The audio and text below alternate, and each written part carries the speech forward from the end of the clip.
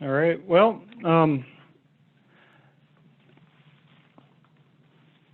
for those who don't know me, my name is John Richter. I'm an attorney for the South Dakota Department of Revenue, and I'm also the chair for the Administrative Law Committee.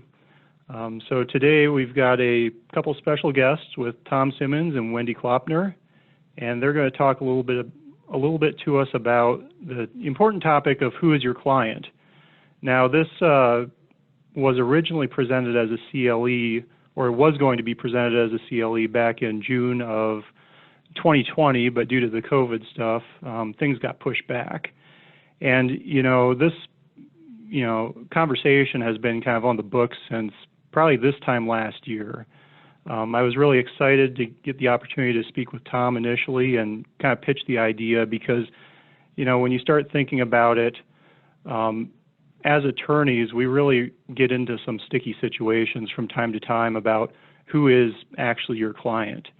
As an agency attorney, I've been with the department for about 14 years, and you do encounter this from time to time. And, for a lot of these ethical type considerations, one way or the other, it's really important to kind of think about them beforehand, because if you have given things the thought, when the situation ever arises where you might be approached by one of these topics, you're prepared.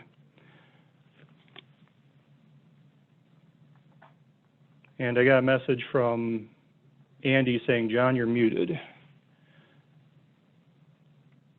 So No, John, you are fine. You're muted on the Zoom platform on your computer, but we can hear you through your phone.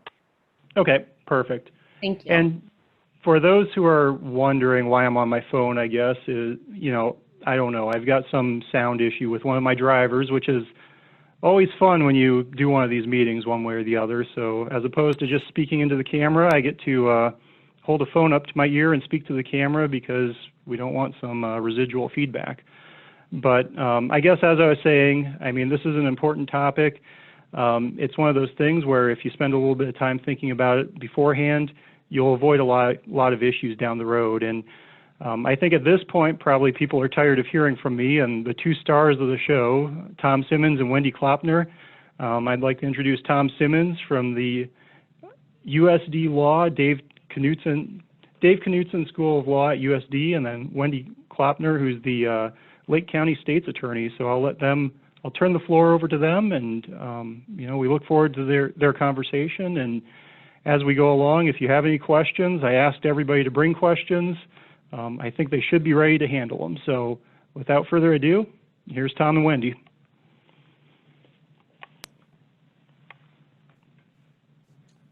Thank you, John.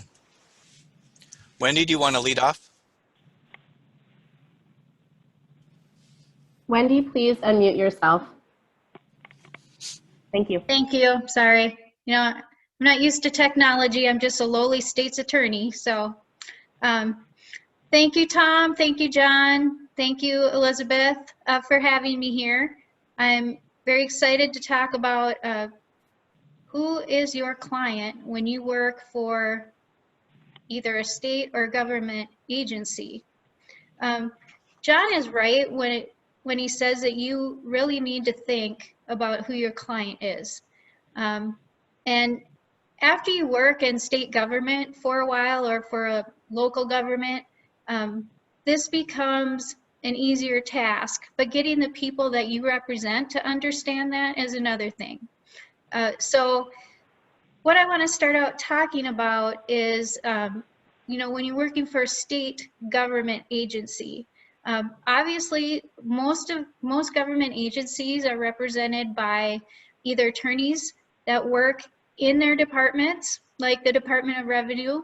I know in the past I've seen when there's a case that goes to the Supreme Court involving the Department of Revenue, those attorneys at Revenue argue those cases to the Supreme Court. Is that still true, John?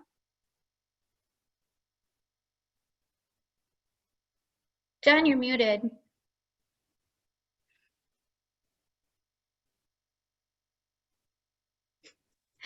All right, there you go.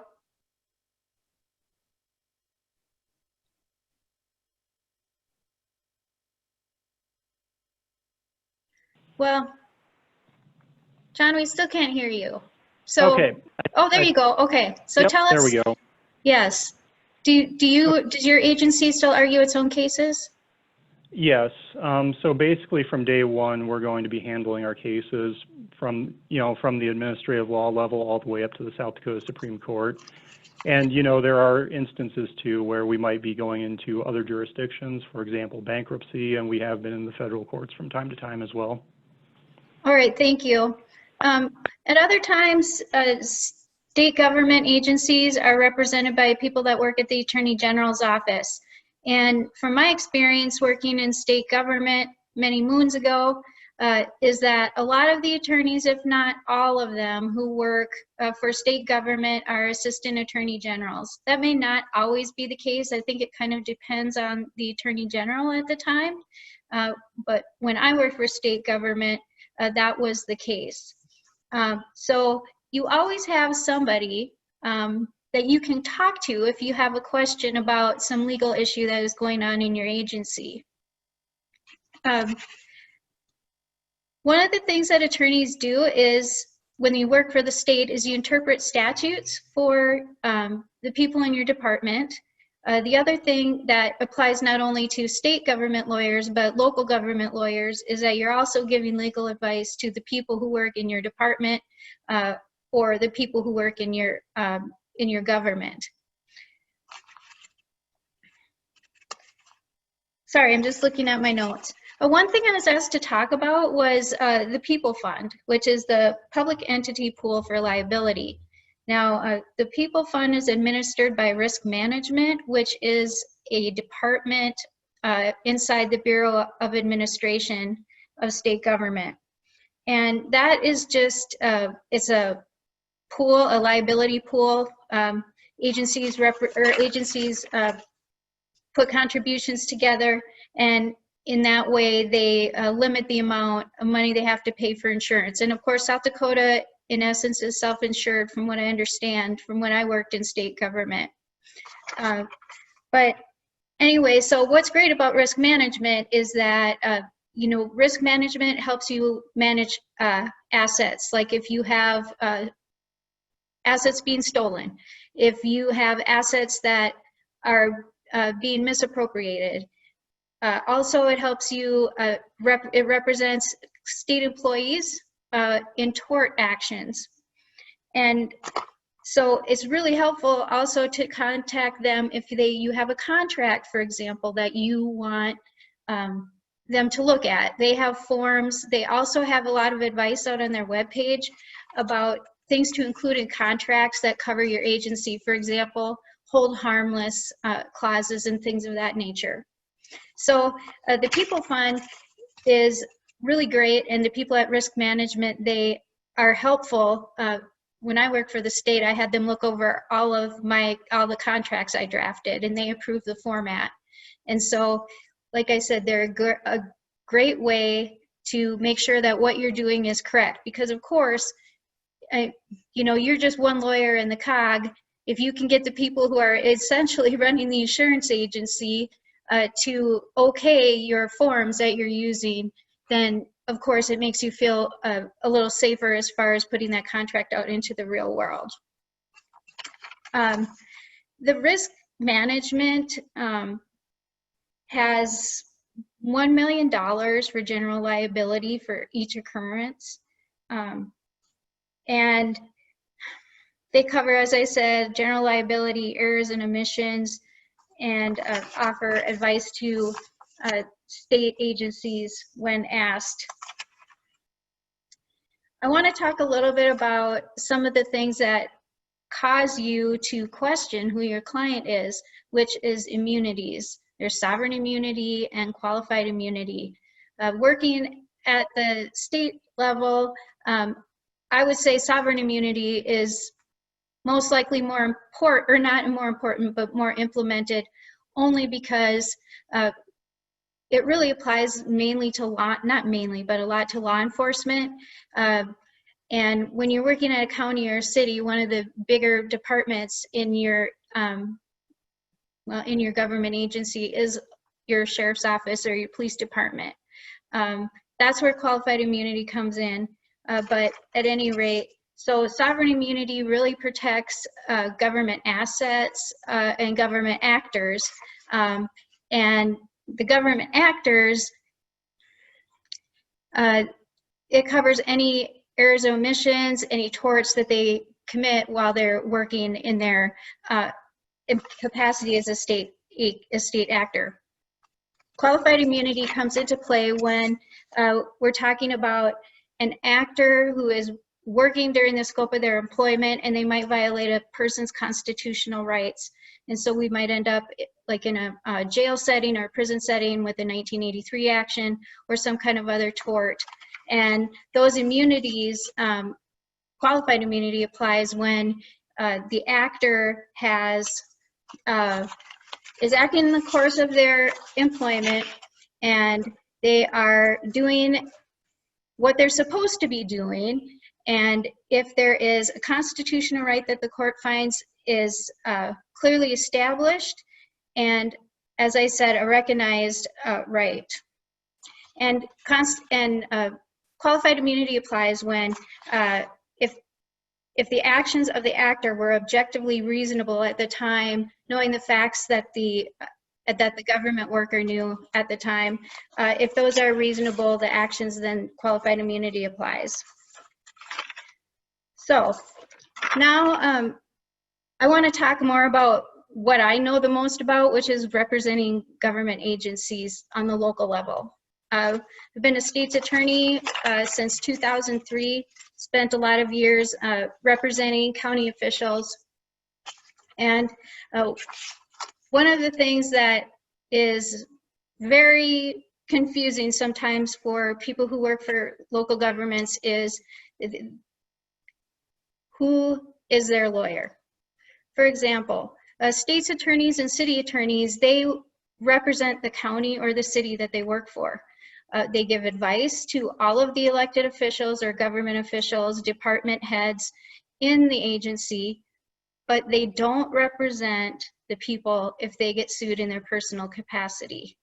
Sometimes that's hard to understand. It doesn't mean that there isn't legal representation that can be hired or provided by the insurance company, but they don't understand that that isn't an automatic.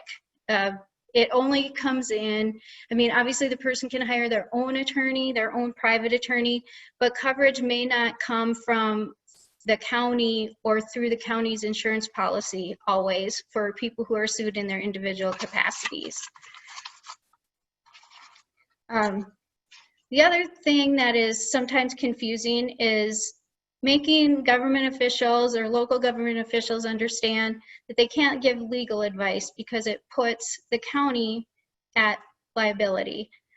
This happens a lot. I've seen some government people, maybe they work in like the Register of Deeds office or they work somewhere else, and they're helping someone draft some kind of deed. And as everyone knows, whenever you draft a deed, you have to put your name on the deed as the drafter. You have to be identified. And I have seen some deeds drafted by county officials, and oh, that really scared me.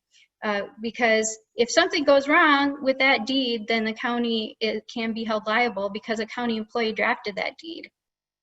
So getting your personnel to understand that they're not the lawyer for the constituents that come in is really something that's hard to do. Everybody wants to give customer service. Everybody wants to be helpful, but you just can't do that when you're working for a state government or a local government.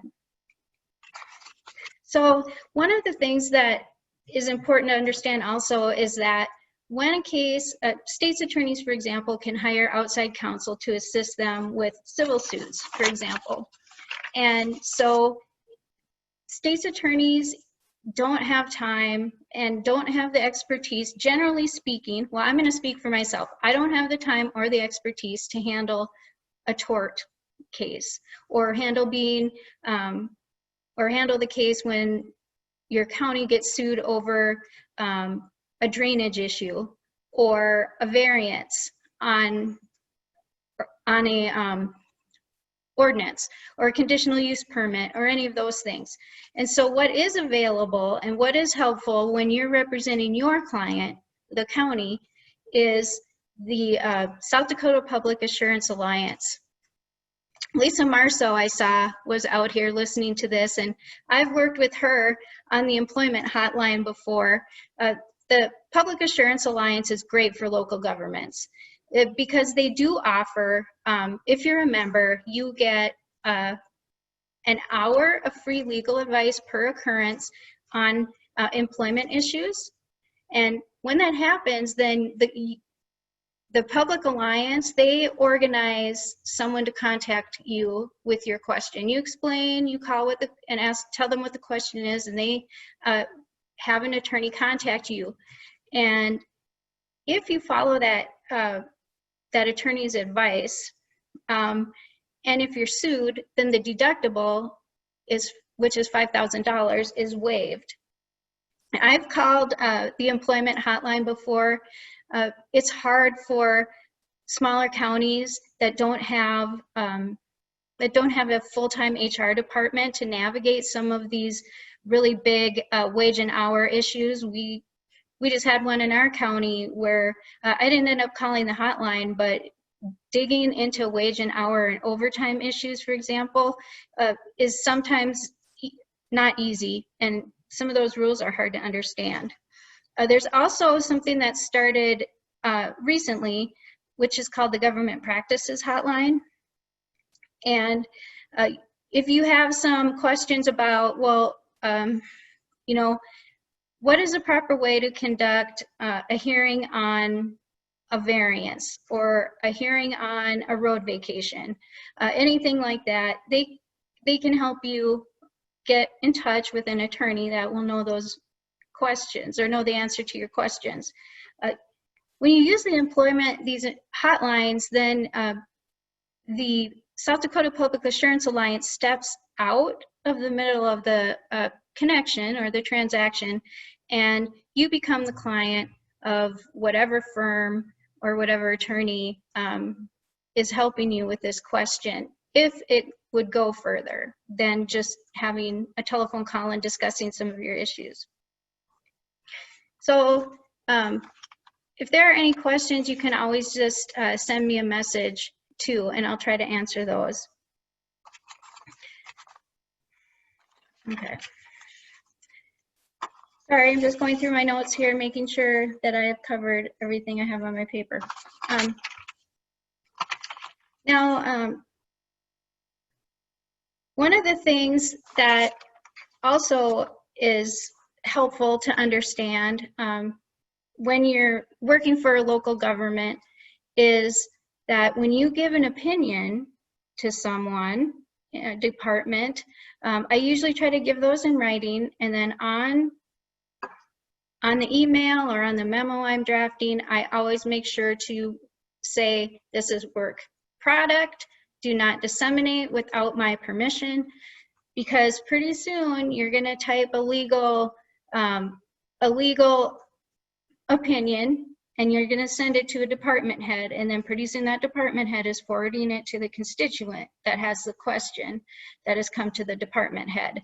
And so we just have to remind our department heads and our county officials, local officials, that they're not attorneys for people, for the public.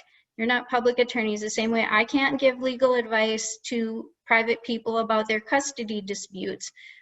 No county official should be giving legal advice to any person that walks in. Like, how do I do a plat?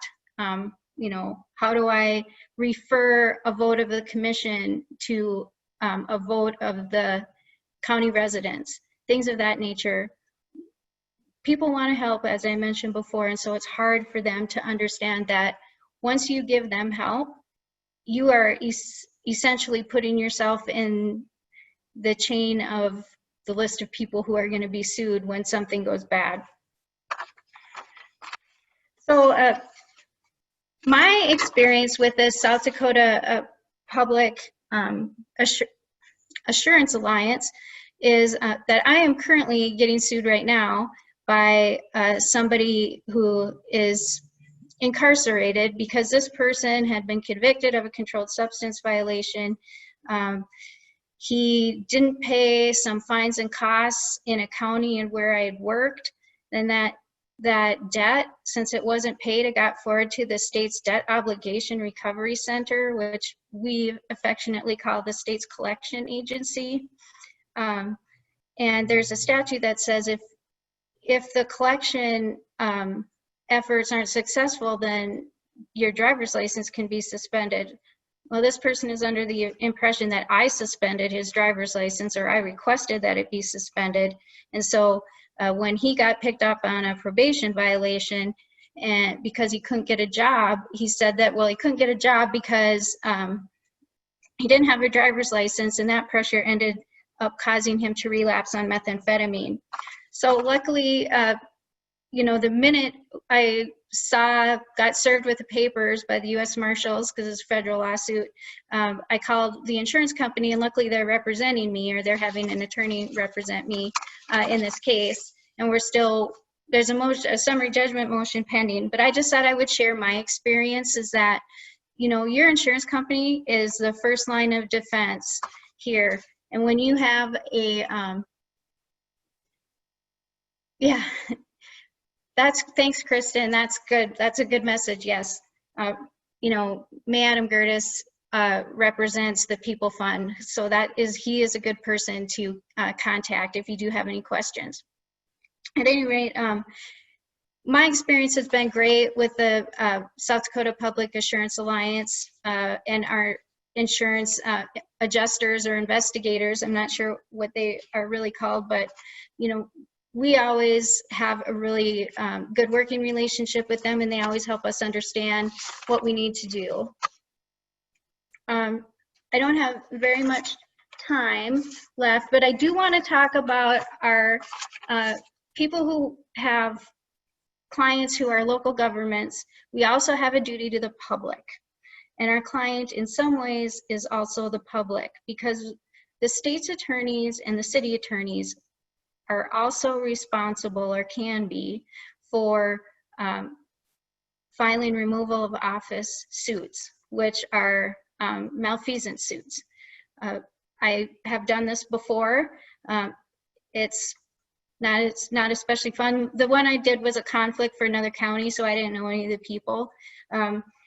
But just remember that if there's a public official that is not doing their duty, which is the improper performance of the legal duty, is misfeasance. The refusal to do a duty that they're publicly obligated to do or legally obligated to do is nonfeasance, and malfeasance is illegal or wrong conduct that relates to something of a substantial nature with regard to their public duties. And so all of these certain situations, you know, you have to watch, and if there are problems with, you know, anybody in county government not doing their job correctly, or stealing, which would be malfeasance, or any other thing like that, you have a duty to try to remove that person from office. So in a way, in just this very limited scope right here that I'm speaking of, there is a duty to the public at large. Your client is in essence the public. One thing that I think is important for everyone to understand, and we have talked about it a lot already, is that the one thing to protect your client that you should do is, if there's any chance or any talk at all about a lawsuit being filed, is to immediately notify your insurance carrier. For example, if you have someone in your jail that you think is particularly litigious or has sued in the past, and you think there might be a problem, my advice is to contact your insurance carrier, and your insurance carrier will put you in touch with someone who can help you preserve documents, you know, preserve video, preserve anything else that you need to in case there's a lawsuit. And they will guide you through the discovery process if there is a lawsuit. You know, in that instance, you no longer are really the lawyer for the county. The county now has a lawyer that has been brought into the case by the insurance company. But it's really the best way to go is if the attorney for the county and the attorney for the county brought in by the insurance company are both on the same page.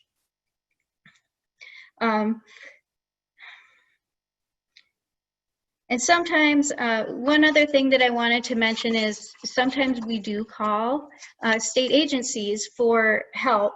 I know particularly when you have questions about tax. So sometimes, you know, in the past I've called the Department of Revenue if the treasurer has a question. And you can get help there. But sometimes if you, for example, if you call the Secretary of State's office with a question, they don't give legal advice.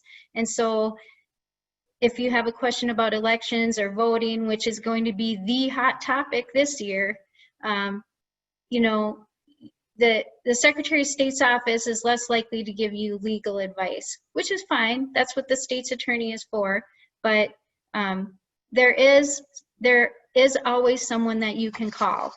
If I have questions, if I try to do research and I can't find the answer to the questions, I call another state's attorney for help.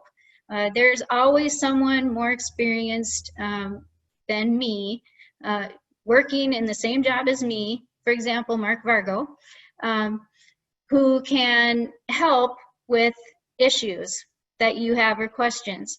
For example, my three people that I call for help are Ken Kleberad from Meade County, Jay Alderman from Pennington County, and Bruce Elka from Lawrence County. Those are the people I have established relationships with, and it's certainly a good idea if you have kind of consistently strange civil questions to establish some relationships with other people as well, so you can best represent your clients in some of these, like I said, some of these outlier issues, like trying to think of one, liquor licenses. I don't know a lot about liquor licenses, but Ken Kleberad from Meade County does. And so, like I said, it's always a good idea to, if you think you need help, to ask someone else before you obviously wade into the deep end of the pool. That takes up almost all of my 30 minutes. So I would just thank you for letting me come and talk. I hope it was helpful, maybe not, but thank you. And I'll turn it over to Tom. Thank you, Wendy. I can see a lot of faces and names that I know out there, so good afternoon, everyone. I wanted to talk about who is your client, and it occurred to me that there's a few things that I wanted to emphasize, and I probably have about 3 hours of material, so I want to emphasize these right out of the box. The first is that when we identify who your client is, one of the primary obligations that you have to the client is the duty of confidentiality. And I know all of you know this, but I think it really deserves emphasis that the duty of confidentiality and the attorney-client privilege, those are two different things. And they work very, very differently. 1.6 governs confidentiality obligations, and it's extremely broad. The attorney-client privilege is a much, much narrower thing. And it's easy to kind of forget the distinction between them, but it's a very important distinction to make. That's point number one. Point number two is that if you find yourself representing a fiduciary, a trustee, a guardian, an executor, personal representative, an agent under a power of attorney, it's a different kind of a ball game. It is not like your typical representation where a client identifies objectives and you identify means by which to carry out those objectives. It's a much more nuanced relationship, and it's because of the fiduciary client being a fiduciary. I want to emphasize that. Third, you know how salespeople are, you know, what's their ABC, always be closing? I think with attorneys, we should have an ABC too, but it should be always be certain who your client is. I have more than once had a phone call with someone on the phone discussing a client matter and ask the person, so who is your client in this matter? And had the person respond, that's a really good question. Like, never be there, right? I mean, we all encounter ethical difficulties that we have to navigate. There's no way to stay out of the mud, but always be certain who your client is. One thing I like to do is always do an engagement letter, and always in the first line of the engagement letter for every single person, regardless, I identify this person as my client. 99 times out of 100, that's not necessary. The person knows that they're hiring you as their attorney, but boy, that's a nice thing to come back to if at some point kind of the rest of the family, well, we thought you were representing me too. And that's the very first line and the very first piece of correspondence. Identify who your client is. I'll tell you one circumstance where it's not really easy, and it probably doesn't get thought about a whole bunch. When you're forming a simple little LLC or an LP or a little S Corp for a client, they're going to be the sole shareholder, the sole officer, the sole director, and so forth. Who's the client? Is it the entity or the person who's forming the entity? I would bet most engagement letters out there don't clarify one way or the other. And so if I were to ask you in that circumstance, well, who's your client? You would say, that's a good question. You don't want to be there. And the fourth thing I want to mention is that part of my job description is actually answering questions to the best of my ability from South Dakota practitioners. So if you run into something, I'll try to help. Give me a call. It's part of my job. I'm deviating from Wendy's counsel about state employees never giving legal advice. That's part of my job, actually, to try to assist South Dakota practitioners to the best I can. And most of what I do and focus on is trusts and estates. So let's talk about how do you identify a client. And you know that usually when you have an ethical question, the first place that you're going to turn to are the South Dakota Rules of Professional Conduct, SDCL 1618 in the appendix. I think it's a nice thing to just print those off and have those in a binder right next to your phone, like right next to the phone book or some other place that you can just grab those whenever you want. Look at them on a regular basis. Don't assume you know exactly how a rule reads. There's a lot in those rules in the comments. So if you were looking, who's the question, who's the client, you'd probably look in those rules and you'd look maybe in the definitional section. There's nothing there. There's no definition of a client. Well, you'd say there's got to be a rule that kind of explains when you have a client and when you don't, because so many of the rules, almost all the rules, depend on whether you have a client and who that client is. No, there's not. There's nothing in those rules that indicates when you have a client. Isn't that interesting? Like the very fundamental thing that we need to know about before we decide which rules apply to us. Don't have it. We have a definition for law firm, partner, tribunal, written, informed consent, no definition of a client. So where you can go is the restatement third of lawyers. This is a nice, really handy resource as well. It's one of those restatements. And so the restatement has a definition of who your client is. It says it's a consensual relationship most of the time. And it arises when a person manifests to a lawyer the person's intent that the lawyer provide legal services to the person.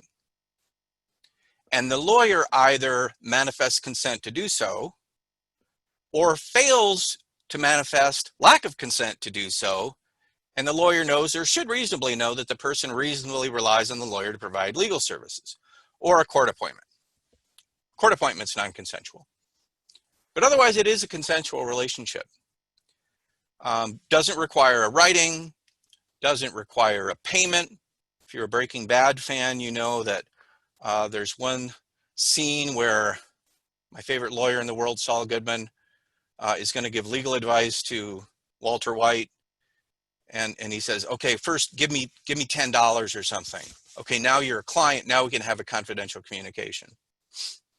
I don't want to criticize Saul Goodman, but that's not the hallmark of an attorney-client relationship.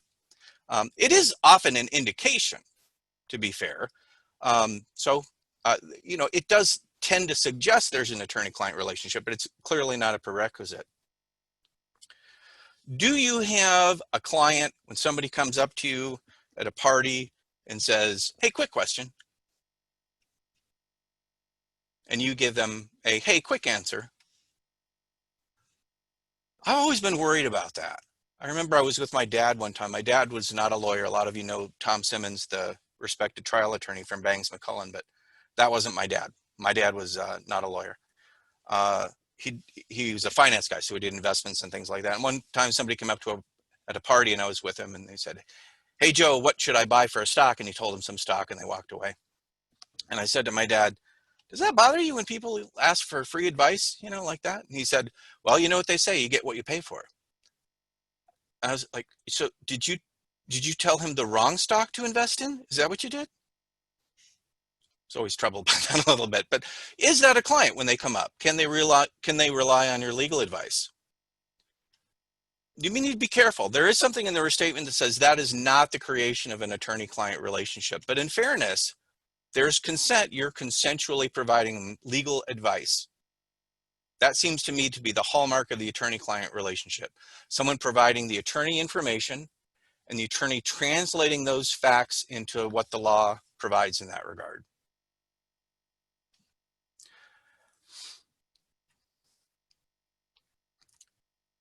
Let's look for just a second at a case that involves the attorney-client privilege. Just discovered this one recently, and I think it's a really interesting one. So you've got here an individual, a doctor, who goes bowling, and a co-worker of his wife's gives him a cup of beer, and he drinks about half of it, and he says, "Boy, that tastes funny." And he comes down with arsenic poisoning. He's very, very sick. He's hospitalized for a few days, and he manages to go home, but he's very sickened by this. And he's home for a few days, and then he gets really, really sick, and he is rehospitalized, and he dies. Someone from Mark Vargo's office goes out and interviews, and the wife says, "I have no idea who would give my husband poisoning." And so they do a little bit of investigations, and it turns out there's all these phone calls between the widow and the coworker at the bowling alley who gave him the cup of beer, and suspicions mount and so forth. This individual, Daryl Willard, goes to see an attorney. And we learn that the attorney advises him that he could be charged with attempted murder. You might be wondering, how do we learn that? Well, apparently, he tells Mrs. Miller, who then reveals that to one of the investigators, a police lieutenant. At any rate, Mr. Willard then commits suicide. And as you would expect, the state would like to find out who did it, and whether Mrs. Miller, for example, can be charged an accessory or what you have, and they would like to get the information that was provided by Mr. Willard to his attorney. So they start this weird, it's North Carolina, and they start this weird proceeding. This is actually, you can see the title of the case, In Re Investigation of the Death of Dr. Eric Miller. It's not a grand jury. It's a special proceeding under North Carolina law. And they asked to get the attorney's notes. What did this person tell you? And the attorney is directed by the trial judge to submit those notes in camera. And the attorney, before providing them in camera, files for an appeal, and it goes up on appeal, and this is the appellate decision. And the North Carolina Supreme Court examines whether, first of all, this is a privileged communication, and goes through the analysis of, is it a confidential communication given for the purpose of obtaining legal advice? It is. And they look at what we call a testamentary exception to the attorney-client privilege. That's typically in a will contest case. The common law recognizes that a lot of times the privilege gets released when the attorney who drafted the will is called to the stand, with the idea that essentially this is an implied consensual disclosure because it helps the will stand up, as I think is the reasoning of those cases. And so Mrs. Miller claims that the person who held the privilege, that is her husband, waived it because she was appointed as the executor of his estate and waived it. Now, typically the executor of the estate does get to exercise the legal rights of the person who's passed away. Not all the rights, they can't vote for them, for example, but certainly property rights. The executor could sue someone for a cause of action that the decedent had, or be sued for a cause of action someone had against the decedent. And so she argues that there was the power to waive the privilege because that's kind of incident to bringing or defending claims from the estate. It's a necessary power. And the court says, yeah, but you didn't have a claim that you were defending. It wasn't a waiver exercise in connection with bringing some litigation or defending any litigation. You just seem to have waived it. And I'm like, why? But then analyzed, for example, whether there's an exception, and there's not. And they said this is privileged. This is privileged. And there are certain circumstances where the interests of justice will outweigh the privilege and so forth, but there's nothing obvious here about any of those being in place, and finds, in fact, that the waiver of the attorney-client privilege by the executor might not be effective. So that's the attorney-client privilege, right? If you look at a legal file, it's a very narrow subset of all the stuff in the file. It would be, for example, your letters maybe to your client, notes of a telephone conversation with your client that are given in confidence in connection with rendering legal advice. And we do have an exception. We have a crime fraud exception. This doesn't apply here because the crime's already been committed if there was a crime. 1.6 information, however, is any information relating to the representation of a client. You are charged with keeping confidential any information relating to the representation of a client. That's broad. That's not just your attorney-client conversations. That's attorney third-party conversations. That's not just confidential communications with your client. It's non-confidential communications with your client, which you should obviously avoid when you can. It's very, very broad. And I like to think of the example that I like to play around with is, you have a client, they've got a little business, they say, I'm going to do like a marketing thing in Norway. I want to make sure that my LLC is ready for that. And you say, oh, interesting, like, is that a big market for you? And the client says, yeah, Norway has 10 million people in it. I'm like, oh, okay, wow, that's quite a few. Is that information, the population of Norway being 10 million people? You're all supposed to nod. Yes, that is information. Is it information relating to the representation of the client? I think so. It relates to the client's ambition to expand his business into Norway. It relates to the representation that you're conducting.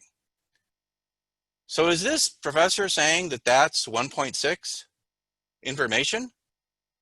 So you go home, you're making dinner, your daughter comes up and says, Dad, I have a social studies quiz tomorrow. What's the population of Norway? Can you tell her? I know you're going like, that's just ridiculous. That's just ridiculous. Like, I totally agree. That's totally ridiculous. The point is, though, that 1.6 doesn't really provide you an out there. It really doesn't. It really doesn't. And in fact, there's another rule that applies to potential clients. And it has a particular exception. Obviously, the rules are a little bit, when you meet with a potential client, you still have the duty of confidentiality, but it's a little bit relaxed if you don't ultimately end up representing them. You're still not permitted to just go blab in everything they told them. But you have a little bit looser obligation of confidentiality for potential clients. The exception for disclosing information relating to the representation of a potential client has an exception that relates to information which has become generally known. Oh, that's like the population of Norway. Like, that's generally known, right? I would say yes. That's an exception that's not in 1.6 though. Again, is that silly? Would you be disciplined for telling your daughter the population of Norway? Of course not. I agree. It's totally silly. But it should still give us pause. Like, I can't actually point to in the rule where I can disclose the population of Norway to my daughter. I can't do it.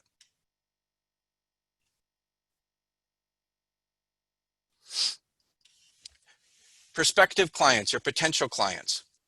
These are not your clients, but you still owe them duties. You have duties to them under 1.18. And we here have a definition, interestingly. We have a definition for a potential client, just not a real client. A person who consults with a lawyer about the possibility of forming a client-attorney relationship about a particular matter. That's a potential client. You have duties to keep that information confidential, as you know. It's kind of intuitive, I think. Here's the exception. It's contained in 1.9 for information that has become generally known. So we know how to draft an exception for information that is generally known, like the population of Norway. That's not in 1.6. That's for potential clients. I know you're saying, that's silly. Well, I agree, it's silly, but that's what the rule says. And then you have 1.6. And 1.6 says you keep everything that's related to the representation a secret. There's nothing here that says, well, unless it was in open court. Well, it doesn't say that. It does not say that. It does not say that. I mean, do attorneys regularly say, I'm going to tell you what happened because it occurred in open court? Sure, they do. Commonly, it's standard. It's not authorized under 1.6. You've got the client consenting. You've got implied consent. That might be, for example, privileged information, even in a will contest case, to prevent the client from committing a criminal act that the lawyer believes is likely to result in imminent death or substantial bodily harm. By the way, these are the South Dakota rules. They aren't exactly the same as the model rules. To secure legal advice about the lawyer's compliance with the rules, you have an ethical question. To establish a claim or defense of the lawyer in a controversy between the lawyer and the client, or in a criminal or civil charge, or to respond to allegations in a proceeding concerning the lawyer's representation of a client. To the extent it's necessary to rectify the consequences of a client's criminal or fraudulent act in which the lawyer's services have been used, you've been duped into helping. To comply with other law or court order, or detect conflicts when you're moving to a different firm, things like that. Those are the exceptions. Nothing that relates to stuff that's generally known. Nothing that relates to stuff, well, if it was in open court. Nothing there. Very, very broad. And understand that this applies to things more than just that the privilege protects, right? So where the privilege comes in is where the judge says, I want you to answer a question for me. I want you to tell me what you told your client yesterday. And you say, no, it's privileged. And the judge says, well, there was other people in the room at the time. I'm finding that it wasn't given in confidence. Therefore, it's not privileged. And I'm ordering you to disclose. That's where you may disclose to comply with the order of the court. Or you may not. Ethically, it's a may. You should hopefully brought your toothbrush that day and you can suffer the contempt sanctions, but ethically you're not required to disclose. Some states have mandatory disclosure rules under 1.6. South Dakota does not. They're all discretionary. Then you have the duty to stay away from adverse proceedings, avoid conflicts of interest. Those are potential clients. What about quasi clients? I guess, this is another class of not quite clients. This one kind of makes sense if you think about it, but it caught these lawyers in this analytical case kind of off guard. It's a Judge Posner decision. It's kind of old, but he's a respected judge from the 7th Circuit. Okay, so you have this guy, Malik, and he works for his company, and he's just doing great guns. He's like ABC. He's always closing. And they say, we want to give you a big bonus. And he says, okay. And he says, we want to give you a bonus in the form of shares from the company. And he says, okay. And they say, when we give you these shares as a bonus, it's going to be taxable income. And we don't know how to report that, like for tax purposes. And he says, okay, I'll find a lawyer. So he goes off and hires a Richard Fine. I always think that's great if your name was Richard Fine, because it'd be like, how is his legal representation? You'd be like, fine. So he hires Richard Fine at this Schwartz firm. The client is Malik. And it's not really adverse to his employer, but it's a transaction in which, like, the employer is on the other side of the table. Clearly, the law firm is not representing the employer. The law firm is representing Mr. Malik. and putting together a valuation of the shares that he can provide to the employer so that his taxes are reported correctly and he doesn't have a tax problem. So, as you might expect, Mr. Fine calls up the company and says, I need this kind of information from your books and maybe an asset value, a balance sheet, your last audit. I want to get all that, and then I'm going to put together a valuation that is going to stand up for my client, Mr. Malik. And they said, okay, here's your information. He does the valuation, gets the information to Mr. Malik, and the file is closed. The firm has never represented his employer. Malik then says, I can do even better than this, and goes off and starts his own firm. Apparently there's no non-compete, and so he's going now great guns with a new company, one that he owns. And he's got a competitor, and it's this old company that he used for. And they're going to do a big antitrust case against each other. Very litigious, right?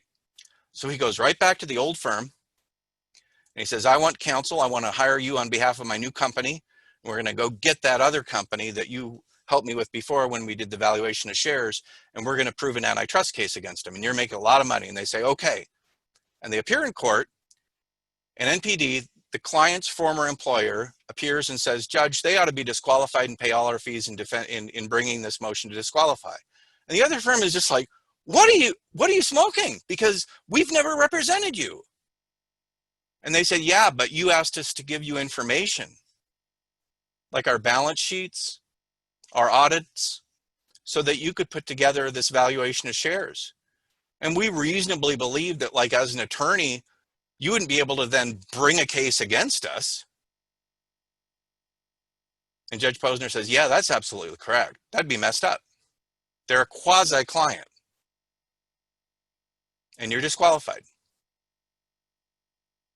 That kind of feels right if you think about it, but it clearly caught this law firm off guard. And it's also, if you have like that fancy conflict checking software that you rely on, clearly something that no software program is going to pick up on.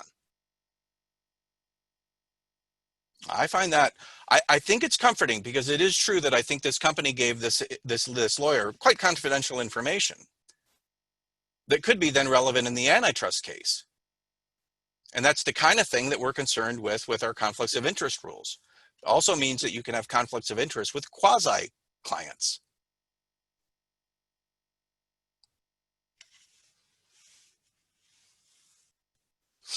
Here's one of my favorite cases we look at in some of the courses that I teach at the law school.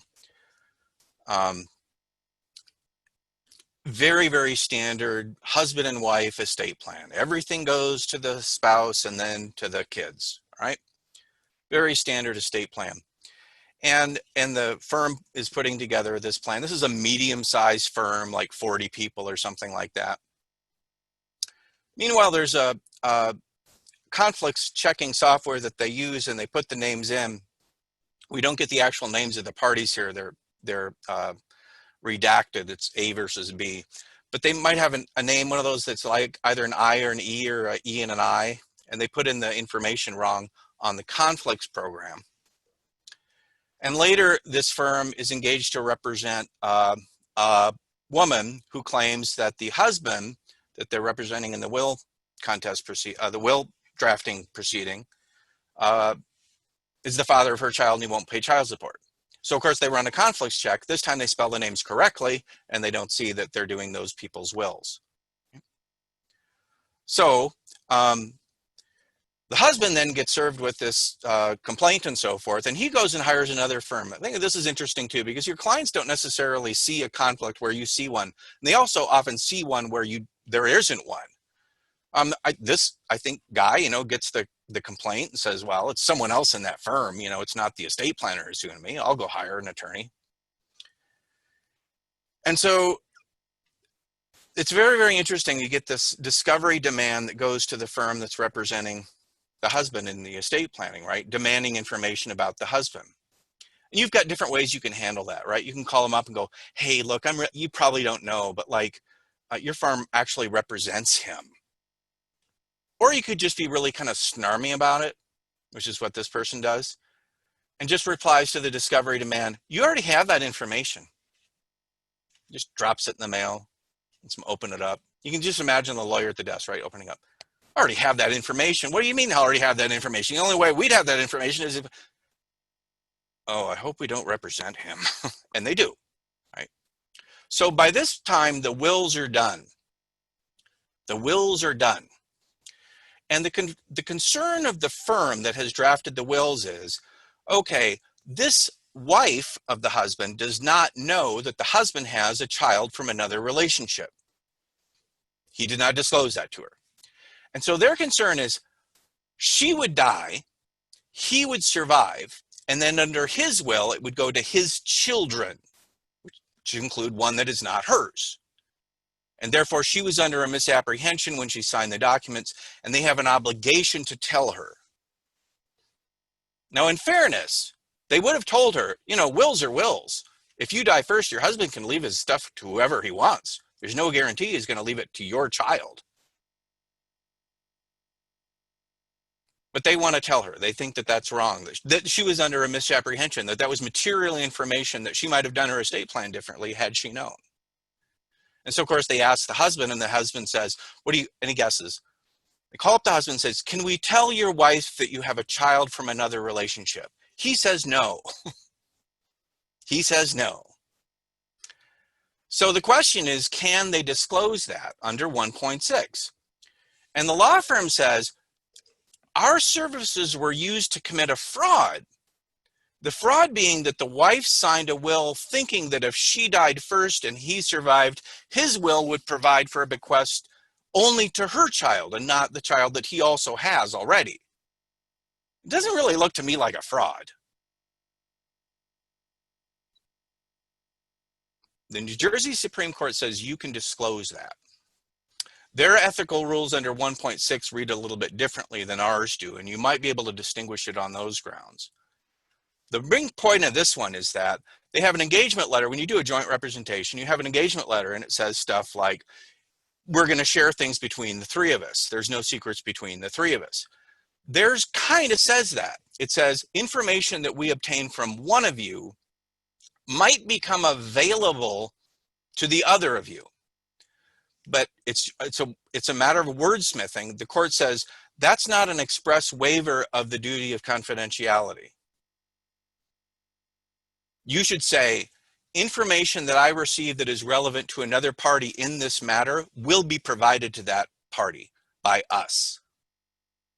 That's a condition of this representation. And so if their engagement agreement had been crafted somewhat differently, you don't have a case. Again, 1.6 is broader than privilege. When you represent a fiduciary, it's a whole different ballgame. Don't forget about quasi clients as well as potential clients. Always be certain, and call me anytime you have a question. Thank you.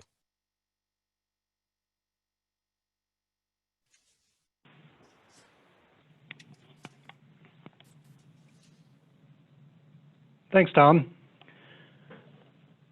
I guess at this point, you know, we do have Tom there and Wendy there, and we've got two experts. I don't know if they have a few minutes, but you know, usually this is kind of the Q&A time, and we can throw out some questions and, you know, maybe see if we can get some answers out there. I guess, does anybody offhand have any burning questions?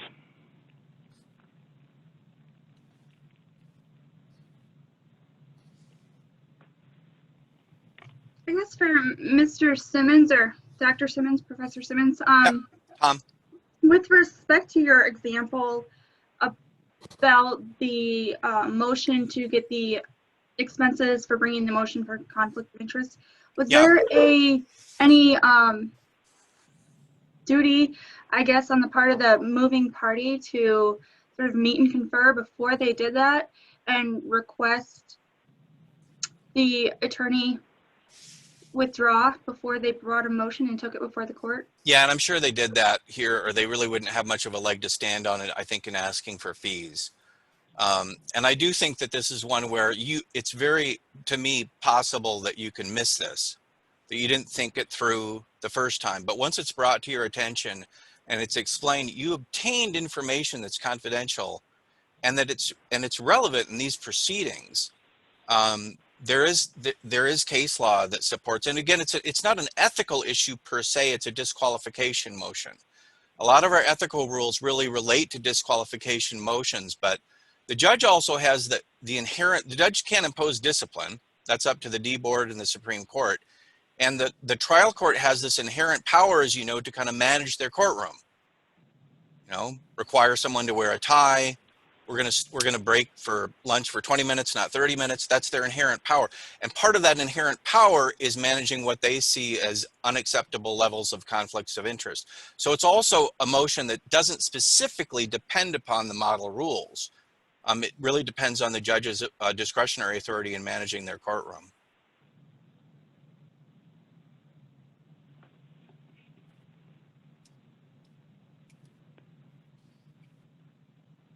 Well, just to keep the conversation going, I've got a quick question here, and it's been posed by a couple different people. Kind of a two-part question, and hopefully it goes to help out some of the agency attorneys out there one way or the other.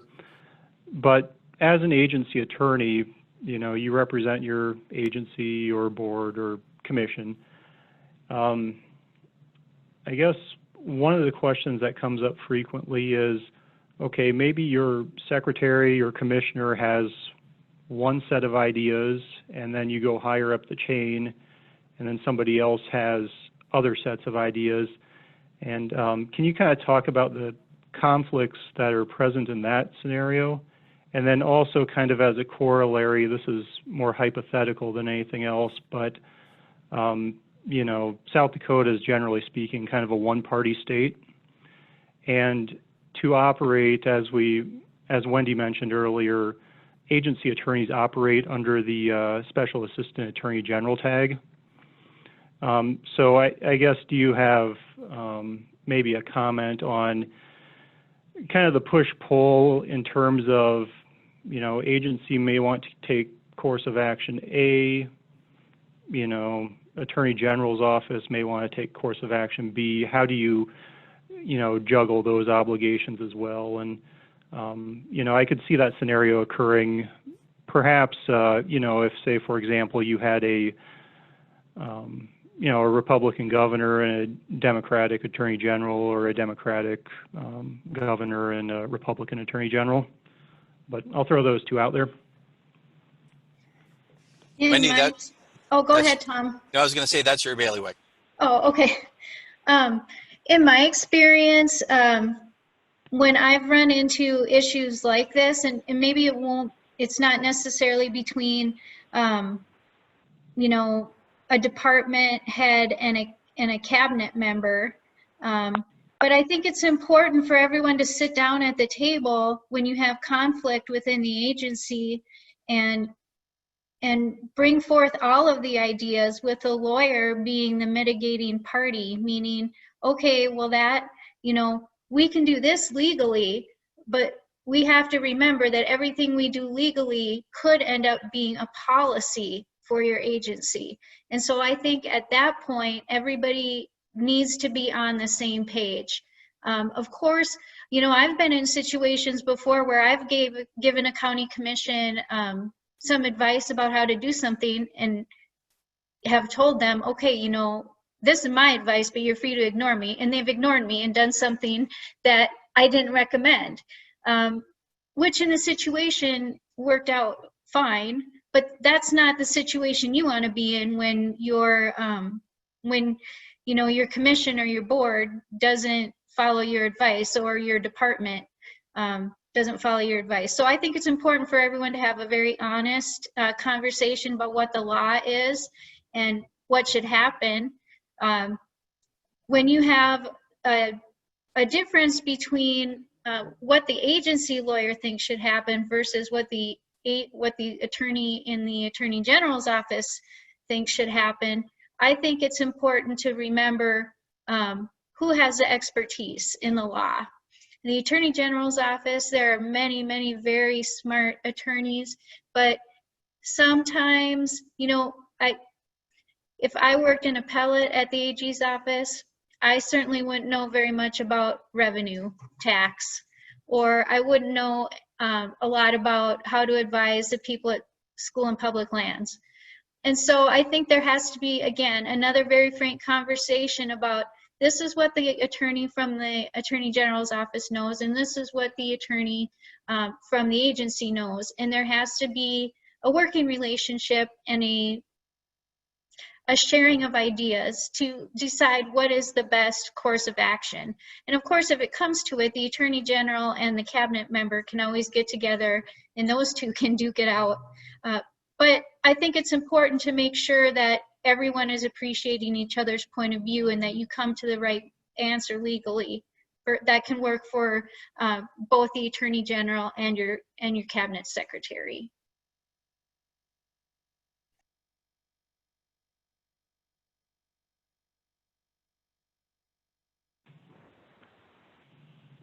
Thanks, Wendy. Bob, Beth Overmo had mentioned that you unmuted, so it looked like you might have had a question. I did, and I've changed the way the question's worded in my mind a couple of times. I'm curious about the knowing your client and the duty of loyalty and some potential landmines. So here's what I got in my head. Say, for example, you represented Eric in some personal matters, and you represented Eric's wife in some personal matters, and you represented John. And then Eric and John formed a corporation together, and you represented their corporation. Suddenly, you've got a conflict between the corporation and Eric. Do you have to withdraw from everybody in order to keep representing the corporation, or how do you juggle that?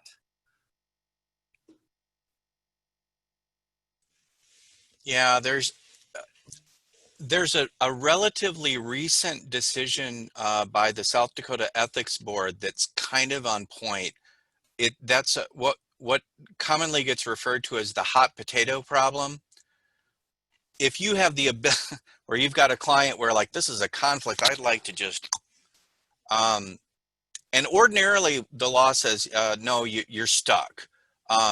This ethics opinion, and I can't give you the site, but it's within the last few years, where the engagement was kind of winding down, or there wasn't much going on, but technically it was an open file. Our ethics board says it's all right for you to withdraw from that representation, assuming all the other rules regarding withdrawal are complied with, and then you can be kind of adverse to that person. So I don't know that there's a one-size-fits-all answer.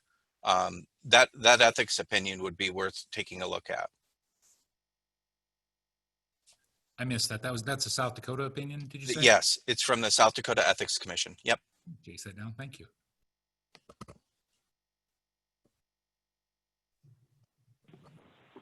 I have another one maybe for Mr. Simmons.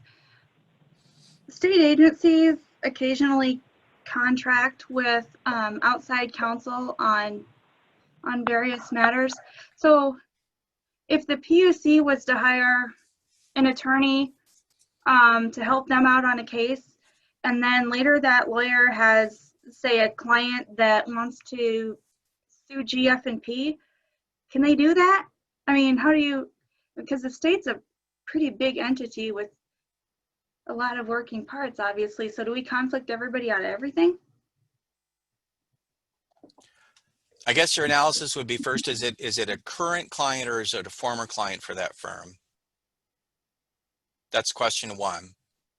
If it's a current client, I don't know that the state really has different divisions. It's all just state government, I think. So I don't know that I can differentiate between the PUC and the state of South Dakota, can I? I don't think so. Yeah, I don't think so. It's just a division of state government. So if it's a current client, I don't think you can be adverse to a current client. If it's a former client, they formerly represented the PUC, then the question is whether they're substantially related.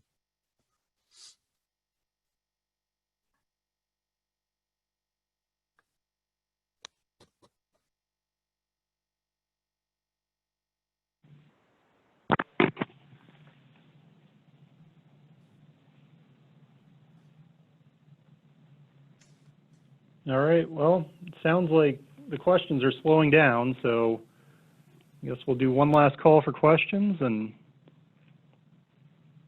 give it a couple seconds and just kind of hit the gavel here. All right, well, with that, I'd like to thank Tom and Wendy for coming and sharing their expertise and experiences. I think it's educational to all, and again, at least as it pertains to ethics and our obligations as attorneys, it's always nice to have these discussions in kind of an academic setting versus when you approach them in real life one way or the other. I mean, it's something to think about, something to consider, and hopefully it keeps people out of trouble going forward. So I've really valued the time, and again, I'd like to thank Tom and Wendy for visiting with us today, and we'll continue going forward from here. Thank you for having me, John. Thank you, John.